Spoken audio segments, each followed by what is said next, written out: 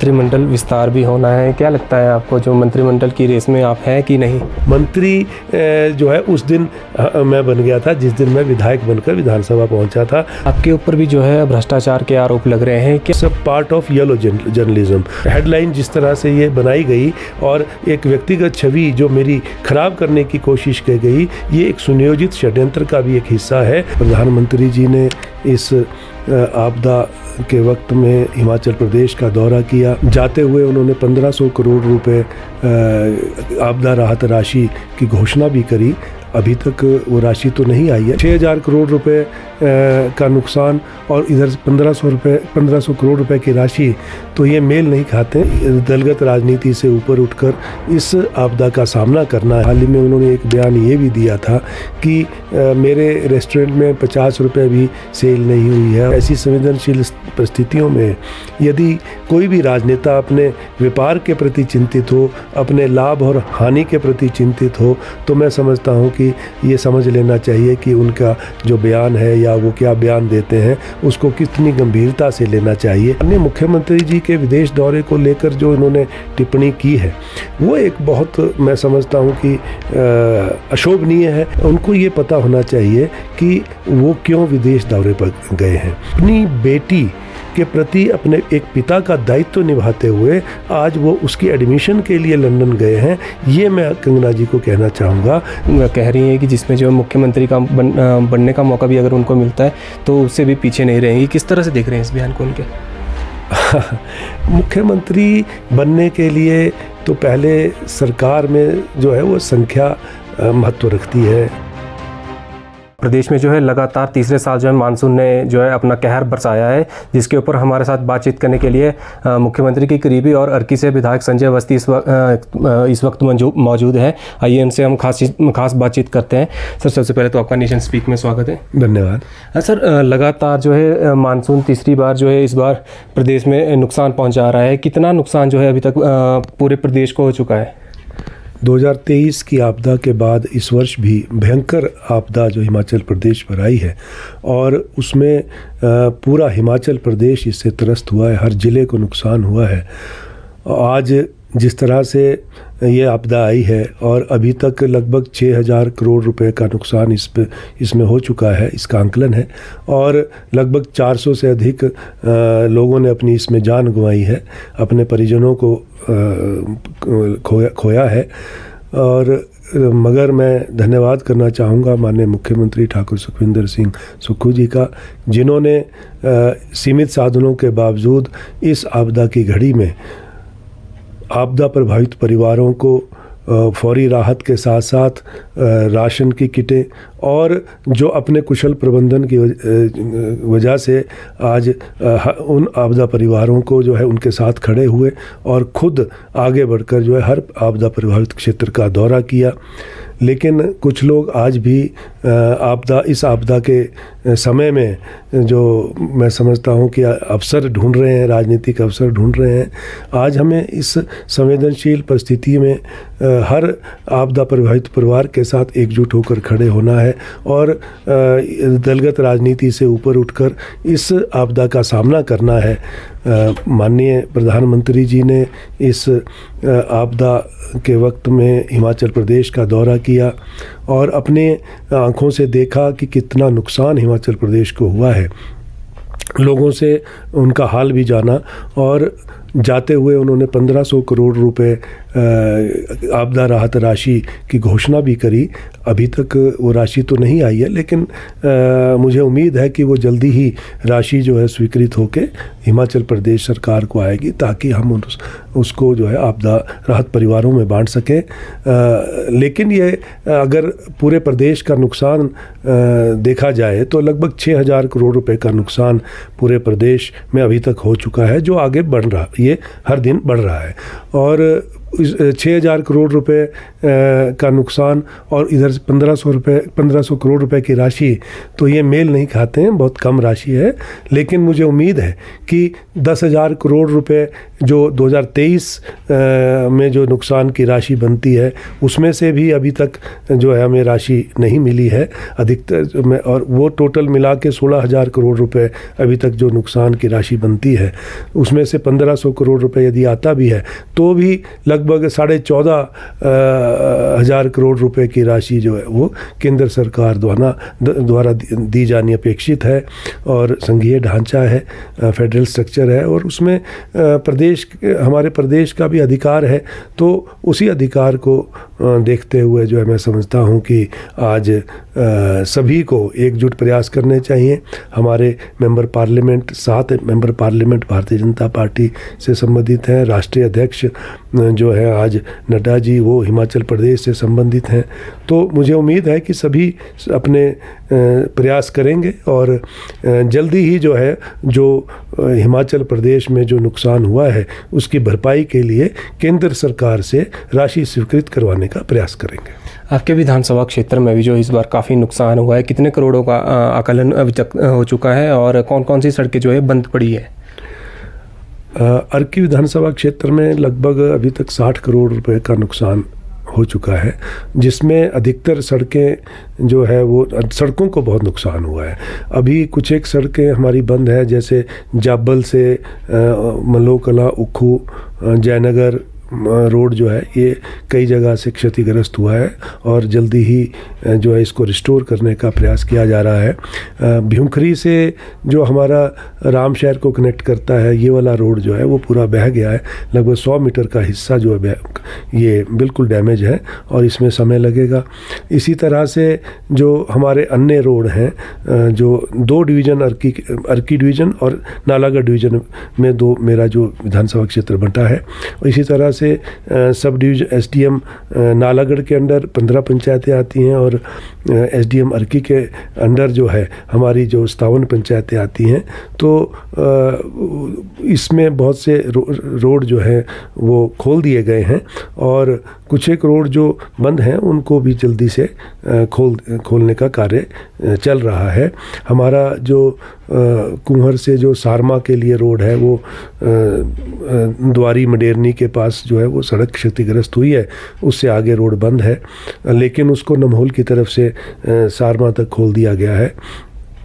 इसी तरह से जो हमारे अन्य रोड हैं अधिकतर रोड जो है वो खोल दिए हैं, लेकिन अभी भी बहुत सा नुकसान जो है उसकी भरपाई होने को है और हमें उम्मीद है कि केंद्र सरकार द्वारा जो राहत राशि जैसे ही पहुंचेगी हम उसको अपने लोगों की जो नुकसान की भरपाई के लिए जो है वो वितरित करेंगे। कुछ लोगों के मकानों को भी जो है काफ़ी नुकसान पहुंचा है। कितने लोगों के मकान ऐसे हैं जिनको जो है नुकसान पहुंचा है? लगभग 40 जो मकान जो मेरे क्षेत्र में पूर्णतः क्षतिग्रस्त हुए हैं और इसके अलावा बहुत से घर जो हैं वो जिनमें दरारें आई हैं जो पार्शली जो है डैमेज्ड हुए हैं और उनको फौरी राहत भी दी गई है और रिलीफ मैनुअल के हिसाब से जो उनको धनराशि भी उपलब्ध करवाई जाएगी।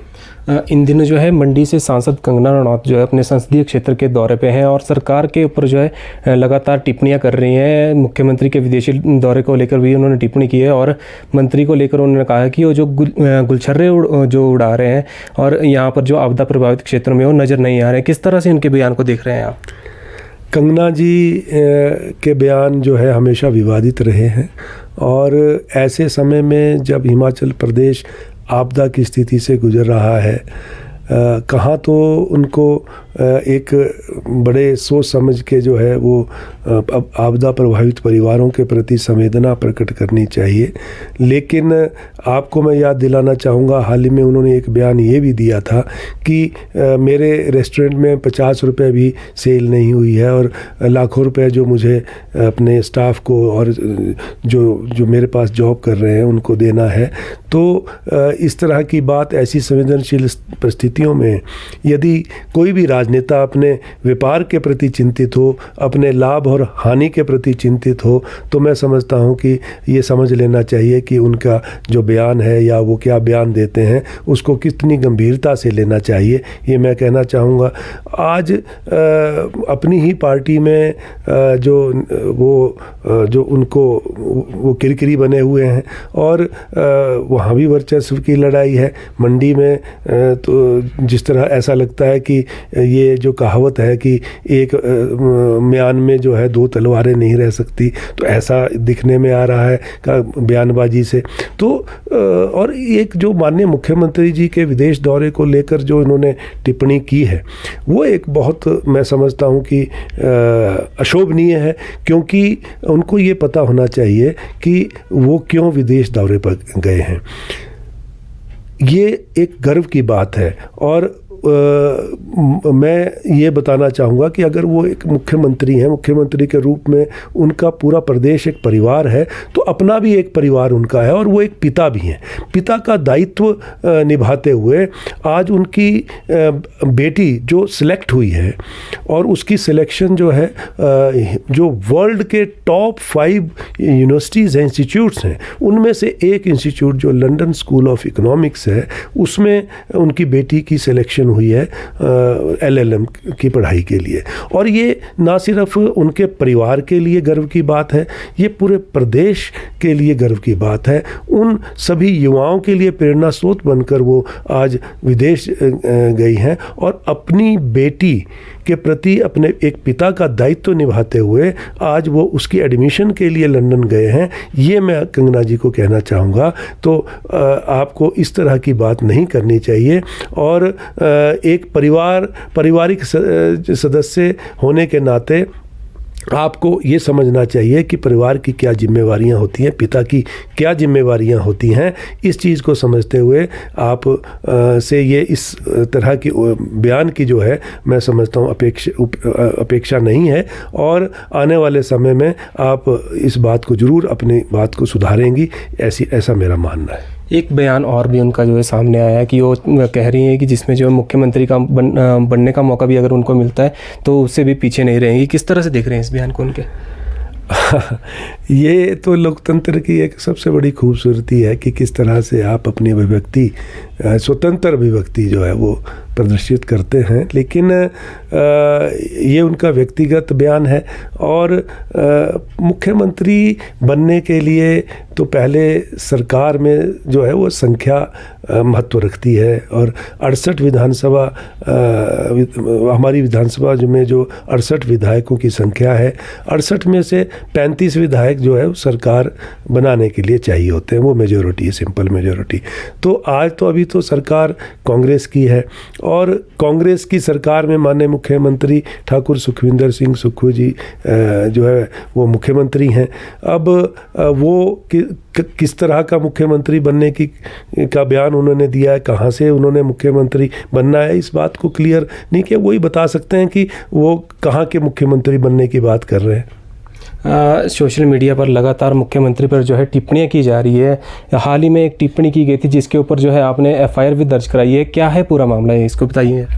बीते कई दिनों से देखने में आ रहा था कि सोशल मीडिया में बहुत से लोग, कुछ लोग ऐसे सक्रिय हुए हैं जो किसी न किसी एक सुनियोजित षड्यंत्र के जो मैं समझता हूँ कि बेनकाब जो अभी जो नकाबपोश लोग हैं वो उनके द्वारा जो है पेरोल पे हैं और वो उनके द्वारा वो लोग जो है वो इस तरह की जो एक भ्रामक प्रचार उन्होंने शुरू किया हुआ है।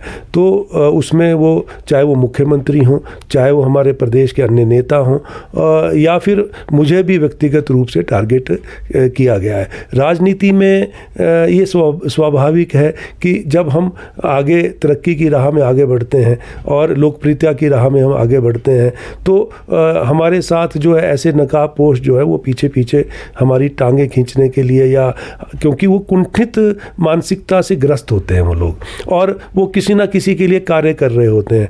तो ऐसे कुछ लोग जो है बीते कुछ दिनों से सक्रिय थे और जब एक व्यक्तिगत टिप्पणी जिसने मेरे खिलाफ भी अपने सोशल मीडिया में डाला, फ़ोटो भी डाली और कुछ डेरोगेटरी रिमार्क्स डाले तो मैंने उसका कड़ा संज्ञान लिया, मैंने कंप्लेंट करी और FIR लॉन्च करी। अब आज जो है उस पर कानूनी प्रक्रिया शुरू की गई है। ये तो अभी शुरुआत है, अभी एक FIR हुई है, लेकिन आने वाले समय में मैं ये स्पष्ट तौर पे कह देना चाहता हूँ कि कोई भी, किसी को भी अधिकार है सोशल मीडिया में वो बात, कोई भी बात करने का, लेकिन उसकी एक सीमा होती है और वो प्रमाण सहित डालें, अन्यथा जो है अभी और FIRs होंगी और ऐसे लोगों को बेनकाब किया जाएगा, ये मैं कहना चाहता हूँ। आपके ऊपर भी जो है भ्रष्टाचार के आरोप लग रहे हैं, क्या है पूरा मामला, इस पे थोड़ा संक्षेप में कीजिए। ये भी मैंने पहले भी कहा कि एक सनसनीखेज जो एक हेडिंग लगा दी कि भ्रष्टाचार, धोखाधड़ी और आपराधिक मामले में नहीं मिली विधायक को राहत, और उसके अंदर जो स्टोरी लगी है उसमें कहीं भी कोई केस का जो है, जो क्या मामला है, क्या केस है, उसके बारे में कोई जानकारी जो है वो दी नहीं गई है। ये भी मैं कहना चाहूँगा कि ये भी एक it's a part of yellow journalism, और एक सनसनीखेज जो है हेडलाइंस बनाकर जो है अपनी जो किसी ना किसी निजी स्वार्थ की पूर्ति कर रहे हैं वो, या किसी के लिए वो काम कर रहे हैं।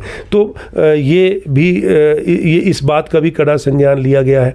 और ये जो न्यायालय में जो विचाराधीन है ये आज का नहीं है, ये मैं पार्षद था, और पार्षद होने के नाते जो हमारे पास जो लोग आते हैं, कोई रेजिडेंस प्रूफ के लिए कोई तो सर्टिफिकेट जो है वो पार्षद देता है, और पार्षद का जो सर्टिफिकेट होता है वो सिर्फ एक रेजिडेंस प्रूफ होता है कि वो उस तरह का सर्टिफिकेट हम अक्सर देते हैं, और उस सर्टिफिकेट के आधार पे कोई बोनाफाइड नहीं मतलब बनता है, नहीं बनता है, वो तो एक्ट के अनुसार जो प्रावधान है।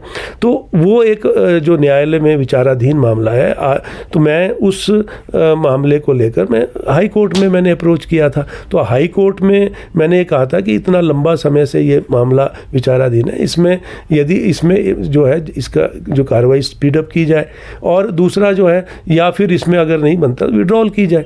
तो इस बात को लेकर मैं गया था। तो अब इसमें बारे में एक, और ये मैंने अपने जो क्योंकि जब हम चुनाव लड़ते हैं तो हम एफिडेविट देते हैं, एफिडेविट में वो सब जानकारी देनी होती है, व्यक्तिगत जानकारी भी देनी होती है, उसमें भी हमने ये कभी भी छुपाया नहीं। लेकिन ये कोई ऐसा मामला नहीं है कि जैसे हेडलाइन जिस तरह से ये बनाई गई और एक व्यक्तिगत छवि जो मेरी खराब करने की कोशिश की गई, ये एक सुनियोजित षड्यंत्र का भी एक हिस्सा है। और ऐसी सनसनीखेज हेडलाइन बनाई कि जैसे कोई गबन किया है, कोई करोड़ों रुपए का गबन किया है, या कोई भ्रष्टाचार किया है, जबकि ऐसी कोई बात नहीं है। और यदि आप उसको खबर को पढ़ें तो उसके अंदर कहीं भी कोई उसके बारे में कुछ नहीं उसमें लिखा गया है। तो मैं यही कहना चाहूँगा कि, और आग्रह भी करना चाहूँगा कि इस तरह से जो इस तरह की जो खबर है वो भ्रमित खबर ना लिखें और सच्चाई लिखें,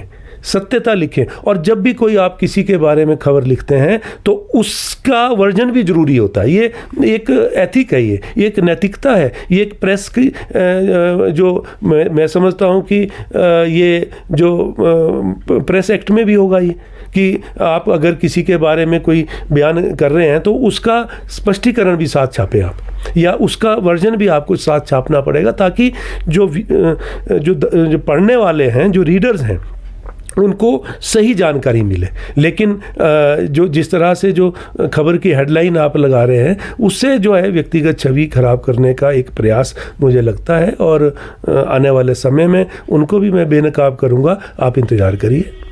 सर, मंत्रिमंडल विस्तार भी होना है, क्या लगता है आपको, जो मंत्रिमंडल की रेस में आप हैं कि नहीं? नहीं, ये तो देखिए, ये मंत्री बनाना तो ना बनाना ये माननीय मुख्यमंत्री जी का अधिकार क्षेत्र है, हाई कमांड का अधिकार क्षेत्र है। मुझे तो हम मेरे जो अर्की विधानसभा क्षेत्र की प्रबुद्ध जनता है, मतदाता हैं, उन्होंने विधायक बनकर मंत्री से भी ऊपर बड़ा दर्जा मैं समझता हूँ अपना, कि उन्होंने जब मुझे दूसरी बार लगातार जो है विधायक बनाकर विधानसभा में भेजा है। अब तो मैं यही हर दिन प्रयास करता हूँ कि मैं जो उनकी उम्मीदें हैं, उनकी आशाएं हैं, वो उनकी आशा के अनुरूप और उससे भी बढ़ चढ़ कर कार्य करने का मैं प्रयास कर रहा हूं। अपने अर्की विधानसभा क्षेत्र को एक आदर्श विधानसभा क्षेत्र के रूप में स्थापित करने का मैं प्रयास कर रहा हूं और जो विकास की गति जो अभी पीछे रुक गई थी उसको आगे बढ़ाने का मैं प्रयास कर रहा हूं। अपना विजन जो मैं राजनीति में लेकर आया हूं उसको धरातल पर उतारने का मैं प्रयास कर रहा हूं। यही मेरा जो संकल्प है, यही मेरा टारगेट है।